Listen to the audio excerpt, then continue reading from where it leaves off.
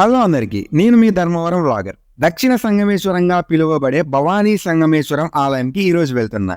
Almost ఈ temple గురించి తెలుగులో ఎవరు యూట్యూబర్స్ వీడియో చేయలేదనుకుంటున్నా. తమిళనాడులో మేముంటున్న లొకేషన్ నుంచి ఒక హాఫ్ అన్ అవర్ జర్నీ ఉంటుంది. ఈ టెంపుల్ ఎవరైతే ప్రతి సంవత్సరం శబరిమల యాత్రకు వెళ్తుంటారో ఆ తెలుగు వాళ్ళందరికీ ఈ టెంపుల్ తెలిసే ఉంటుంది. ప్రతి ఒక్కరు కూడా భవానీ టెంపుల్కి వచ్చి శబరిమల యాత్రకు వెళ్తుంటారు. ఈ టెంపుల్ ని దక్షిణ త్రివేణి సంగమం అని ఎందుకు అంటారు అంటే, ఈ సంగమేశ్వరం వచ్చేసి కావేరి, భవానీ, ఆముద అనే 3 నదుల కలయిక.